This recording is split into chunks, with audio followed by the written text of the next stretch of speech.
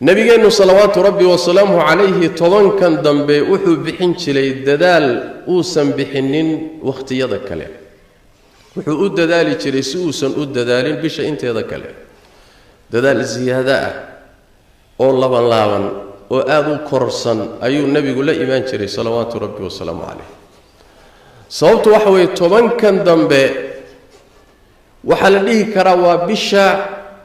laf dhabarteedii way dhuuxii way meeshii ugu muhiimsanayd bisha way waxa ku jira habeenkii laylatul qadriga ahayd sida nabigeenu tilmaamay salawaatu rabbi wa salaamuhu calayhi waxaad ka raadisaan buu yidhi tobanka dambe ee bisha haddana habeenada tirada isdheer xadiid khaasa wuxuu ku tilmaamay nabigu sallallahu alayhi wasallam habeenka 27aad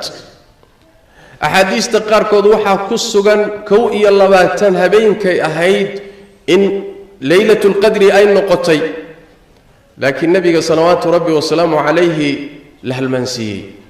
saxaabadu markay amaaraadkii calaamaadkii ay fiiriyeen sida uu tilmaamay 21 bay ahayd taasi waxay tilmaamaysaa habeen gooniya oo loogu tashan kara ma jiree waxa suurtagal ah tobanka in ay sanadba habeen gasho waxa dhici karta inay sanad 21 ka gasho sanadna 23 ka gasho sanadna 25 ka la geliyo sanadna 27 sanadna 29 marka adiga waxaad haleeli kartaayood hubtaayo waxay tahay marka tobankaba dadaal bixisoodan kala goynin inaad helayso shaki kuma jira marka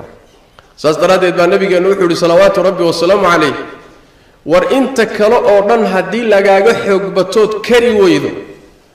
oo lagaaga qaalib noqdo ama aad ka caajisto todobada dambe ku taagsabu nabigu yiri salawaatu rabbi wa salaamu calayhi sidaas daraadeed habeenkaas ku jira si gooniyuu nabigu u raadin jiray salawaatu rabbi wa salaamu calayhi laana waa jawhar wax walba ka qaalisan in la raadiyana ay tahay sanadaha mid kamida nabi maxamed salawaatu rabbi wa salaamu calayhi tobanka bisha ugu horeysu itikaafay isagoo raadinaya laylatul qadri haddana tobanka dhuxu itikaafay isagoo laylatul qadri raadinaya tobanka dambe jirtaa baa leeyahay markaasuu tobankii dambe haddana itikaafay nabigu salawaatu rabbi wa salaamu calayhi waxay raadinta la raadinayo ahmiyada ay leedahay waxay tahay miduu quraanku tilmaamayo waa habeen amalka la yimaado khayrka la yimaado taacada la yimaadaay ay ka khayr badan tahay bilood oo iyadu aynan ku jirin khayrka iyo taacadi la iimaan laha bilood oo iyada aynan ku jirin oo zamanka intiisa kala khayr iyo taaca aad la timid iyo dadaal aad bixisay baa waxay ka khayr badnaanaya hal habeen dadaal iyo khayr aad bixisay ilaahay fadligiisa waa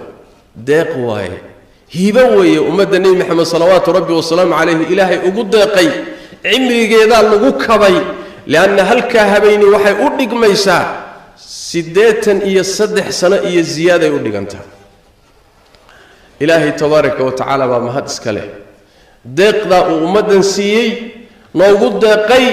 laakiin nacaska aqli laawaha ah waa ruuxa intay martay aan ka faa'iideysanin sidaana ay ku dhaaftay nabigeena wuxuu leeyahay salawaatu rabbi wa salaamu calayhi ramadaanka markuu ka hadlayay fiihi laylatun khayrun min 1000 shahrin man hurima khayraha faqad hurim ninka la qadiyay ma taqaanaa ninka shaqiga inkaartu ku dhacday qatan ma taqaanaa waa ninka laylatul qadri khayrkeeda laga qadiyay waa sidaas daraadeed ayaa nabigu sallallahu alayhi wasallam dadaalka siyaadada u bixin jiray si uu habeenka u helo